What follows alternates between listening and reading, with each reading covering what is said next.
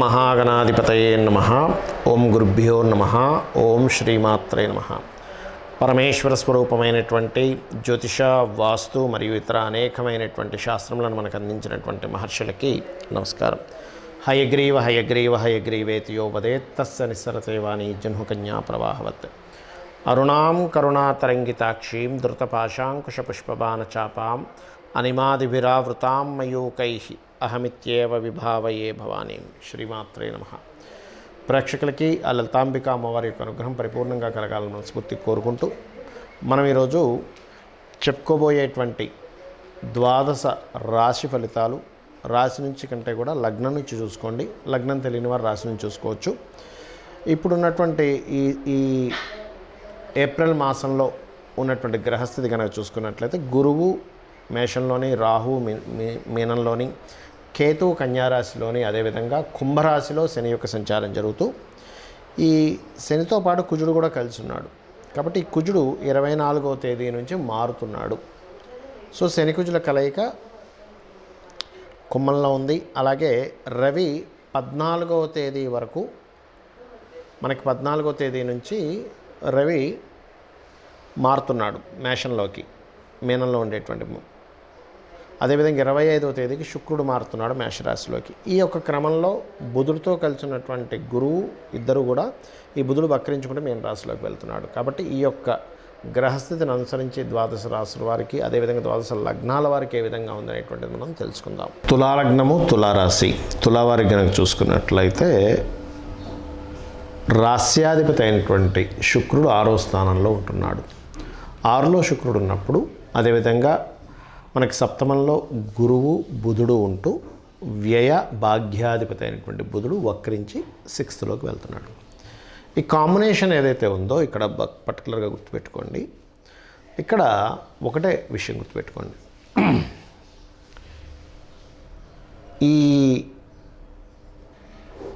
6వ స్థానంలో శుక్రుడు దాదాపుగా 25వ తేదీ వరకు ఉంటాడు.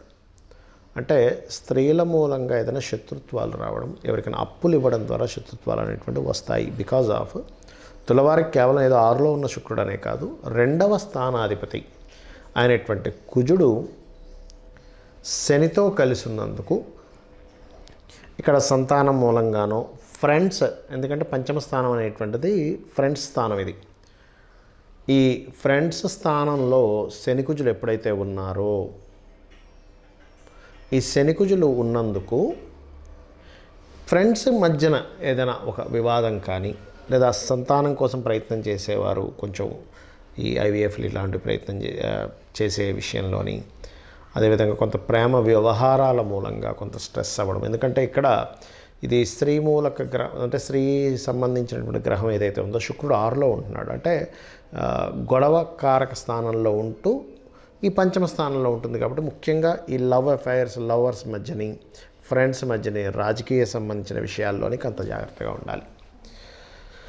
క్రియేటివ్ ఫీల్డ్లో ధనాన్ని, ఎందుకంటే పంచమ స్థానం ఈజ్ ఆల్సో క్రియేటివిటీ, క్రియేటివ్ ఫీల్డ్లో ధనం పెట్టేటప్పుడు అది కొంత జాగ్రత్తగా ఉండాలి. కాకపోతే ఇక్కడ ఏంటంటే హోమ్ లోన్స్ లాంటివి కూడా లభిస్తాయి 6లో శుక్రుడు ఉన్నప్పుడు. శుక్రుడు గృహానికి కారకుడు కావున. అలాగే ఇక్కడ ఈ సప్తమ స్థానంలో ఎప్పుడైతే గురువు ఉన్నాడో, గురువు బుధుడు ఉన్నారో, ఈ గురుబుధులు ఎప్పుడైతే సప్తమంలో గురుబుధులు ఉన్నారో, ఇది కొంచెం వివాహ విషయంలో ఈ గురువుకి బుధుడితో కలిసి ఉండి ఈ బుధుడు వక్రించక ముందు మాత్రం ఏదైనా బంధువర్గంలో ఉండేవారితో కుదురుతుంది సంబంధం అనేటువంటిది. అలాగే ఉద్యోగ సంబంధించిన విషయంలో మంచి హైక్ అనేటువంటిది, ఉద్యోగం, కొత్త ఉద్యోగాలు వెతుక్కోవడము, కొత్త ఉద్యోగాల ద్వారా మంచి గ్రోత్ ఉండడం, ఇటువంటివి గోచరిస్తున్నాయి బలంగా. 12వ స్థానంలో కేతువు ఉన్నందుకు కాస్త ఇన్వెస్ట్మెంట్స్ చేసే విషయాల పట్ల మాత్రం కాస్త జాగ్రత్త తీసుకోండి. 12లో కేతు ఉన్నప్పుడు ఏంటంటే ఇంకా ఖచ్చితంగా కొంతమందికి చూడండి, రెగ్యులర్గా ఇన్వెస్ట్మెంట్ ఉంటుందండి మాకు, ఒక్క రోజున కాదు, మా బిజినెస్సే అటువంటిది అన్నప్పుడు నేను చెప్పేది ఒకటే, ఈ కేతువు మారేంత వరకు కూడా, అంటే ఇంకొక సంవత్సరం 3 నెలలు ఉంటాడు కేతువు అక్కడ, మారేంత వరకు కూడా కొంచెం గణపతిని తలుచుకోండి. ఏదో ఒక ఇన్వెస్ట్మెంట్ చేస్తున్నాం, ఏదైనా మనీ పంపిస్తున్నాం, ఒక్కసారి గణపతిని మనసులో తలుచుకొని చేయండి, ఖచ్చితంగా బాగుంటుంది. ఆంజనేయ స్వామి ఆలయాలకు ఎక్కువగా వెళ్తూ ఉంటుండండి. మన నరసింహస్వామి స్తోత్రం కానీ, ఆంజనేయ స్వామి యొక్క స్తోత్రం కానీ 2 సార్లు 2 పర్యాయాలు రోజు చదువుకోండి, అన్ని విధాలా బాగుంటుంది. ముఖ్యంగా మనకి నేను 2-3 నెలల నుంచి కూడా చెప్తూనే వస్తున్నాను, ఈ శని రాహుకి ఈ కుజ రవులు సంబంధాలు ఉన్నాయి కాబట్టి దీనివల్ల కొన్ని డిఫరెంట్ అంటే కొంత లోకంలో గొడవలు కావచ్చు, బాంబు పేలడాలు లాంటివి కావచ్చు, యుద్ధాలు కావచ్చు, రాజుల మధ్యని డిఫరెంట్ ఇవి కావచ్చు పెరుగుతుంటాయని. అయితే ఈ నెల ఏప్రిల్ మాసంలో మరియు మనకు జనవరి ఫిబ్రవరి నుంచే స్టార్ట్ అయింది ఆ కాంబినేషన్. బట్ ఇంకా ఇప్పుడు శనికుజులు కూడా కలిసి ఉంటున్నారు కాబట్టి పర్టికులర్గా మీరు ఏదైనా ఈవెంట్స్కి వెళ్ళినప్పుడు కానీ లేకపోతే ఏదైనా ఒక వినోద సంబంధించిన ప్రదేశాల్లో తిరిగేటప్పుడు కానీ చాలా జాగ్రత్తగా ఉండండి. ఎందుకంటే కుంభరాశిలో శనికుజులు కలిసి ఉన్నారు. అన్ని రాశుల వారికి ఇది కేవలం ఈ లగ్నం వారి ఈ రాశి వారికి కాదు, యూనివర్సల్గా జరిగేటువంటి అంశం గురించి నేను మీకు చెప్తున్నాను. అదేవిధంగా ఇక్కడ మరొక విషయం ఏంటంటే, ఇప్పుడు మీరు అనుకోవచ్చామండి ఇలా ఉన్నప్పుడు ఖచ్చితంగా నాకు ప్రమాదం జరుగుతుందా, ఎక్కడికైనా వెళ్తే ఏదైనా ఇబ్బంది అవుతుందా? ఇక్కడ ఎందుకంటే శనికుజులు కలిసినప్పుడు సర్వసాధారణంగా యుద్ధ వాతావరణము, అదేవిధంగా భూకంపాలు కావచ్చు, లేకపోతే నీటి ప్రమాదాలు కావచ్చు, అగ్ని ప్రమాదాలు కావచ్చు, బాంబు పేలడాలు కావచ్చు, ఇట్లాంటివి పెరుగుతూ ఉంటాయి. నాకు ఖచ్చితంగా దాంట్లో ఇరుక్కుంటానంటే ఒకటే గుర్తుపెట్టుకోండి, మీ జన్మజాతకంలో కనుక గండము అంటారు, అది నీటి గండము, అగ్నిగండము, ఎట్టైన ప్రదేశాల నుంచి కింద పడిపోయేటువంటివి కొన్ని ఉంటుంటాయి. అటువంటివి ఉన్నప్పుడు పర్టికులర్గా ఏమవుతుంటుందంటే వారికి తెలియకుండానే ఇబ్బంది అనేటువంటిది పెరుగుతూ ఉంటుంది. కాబట్టి అలా ఉన్నవారికి మాత్రమే ఈ యొక్క గోచారం ఎఫెక్ట్ పెరుగుతుంది, కానీ మిగతా అందరికీ కూడా ఈ ఎఫెక్ట్ ఉంటుందని అనుకోకండి దయచేసి.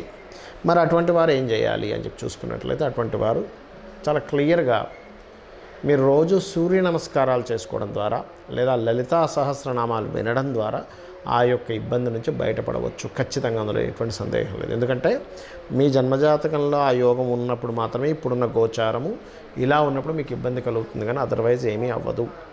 మీ జన్మజాతకం ఎందుకు చూసుకోవాలంటే, మనం చేసినటువంటి పూర్వజన్మ కర్మ ఆధారంగా ఈ యొక్క జన్మలో మీరు చేసేటువంటి, అంటే గుర్తుపెట్టుకోండి, మీ లగ్నాన్ని బట్టి మీ యొక్క లైఫ్ ఎలా ఉంటుంది, మీ ధనస్థానాన్ని బట్టి మీ యొక్క జీవిత భాగస్వామి ఎట్లా ఉంటారు, అంటే మీ సప్తమ స్థానాన్ని బట్టి జీవిత భాగస్వామి, మీ ధనస్థానాన్ని బట్టి మీ యొక్క ధనయోగాలు ఎలా ఉన్నాయి, ఎందులో మీకు ధనయోగం ఉంది. అదేవిధంగా మీ తృతీయ స్థానాన్ని బట్టి మీ ప్రయత్నాలు ఏ రకంగా మీరు ప్రయత్నం చేస్తే సక్సెస్ అవుతారు, మీ సిబ్లింగ్స్తో ఎలా ఉంటుంది, మీకు ప్రాపర్టీస్ ఏ దిశలో ఏ సమయంలో ఎప్పుడు కొనుక్కుంటే మంచిది, అదేవిధంగా సంతాన అభివృద్ధి ఎందుకు అవ్వట్లేదు, వివాహం ఎందుకు అవ్వట్లేదు, వివాహం ఆలస్యం ఎందుకు అవుతుంది, అసలు ఇది సరైన సమయమా కాదా వివాహానికి, అదేవిధంగా లైఫ్లో టర్నింగ్ పాయింట్స్ కావచ్చు, జాబ్లో బాగుంటుందా లేనట్లయితే బిజినెస్లో బాగుంటుందా, ఇన్వెస్ట్మెంట్స్ చేయడం అనేటువంటిది మీ ఒకటే గుర్తుపెట్టుకోండి, ఇన్వెస్ట్మెంట్స్ ఎప్పుడు చేయాలి, ఏ సమయంలో చేయాలి, ఎలా చేయాలి అనేటువంటిది ప్రధానంగా ఉంటుంది అక్కడ గుర్తుపెట్టుకోండి. ఇక మీరు మరొక విషయం ఏంటంటే, ఇక్కడ ఈ యొక్క జాతచక్రంలో ముఖ్యంగా మీకు అనిపించవచ్చు, ఏమండి మరి మన జన్మజాతకంలోనే అన్నీ ఉంటే గోచార ఫలితాలు ఎందుకు చెప్పుకుంటున్నామని. గోచారం అనేటువంటిది మనకి బయట జరిగేటువంటి సిచ్యువేషన్స్, అంటే బయట ఎట్లా ఉంటుంది, అంటే సిచ్యువేషన్స్ ఎట్లా ఉన్నాయి, బయట గోచారంలో ఎటువంటి పరిస్థితులు ఉన్నాయి అనేటువంటిది. అంటే బయట వాతావరణం బాగాలేదు, లేదా ట్రాఫిక్ బాగా జామ్ ఉంది, మనం వెళ్ళాల్సిన సమయం వెళ్ళలేకపోతుంటాం, లేదా బయట మార్కెట్ బాగాలేదు ఒక ప్రోడక్ట్కి, అప్పుడు అమ్ముడు పోతుంది. సో బయట విషయాలు, బయట వాతావరణం ఎలా ఉంటుంది చెప్పేది గోచారము. కానీ అతి ముఖ్యంగా మీరు చూసుకోవాల్సింది మీ జన్మజాతక ఫలితాలు మాత్రమే.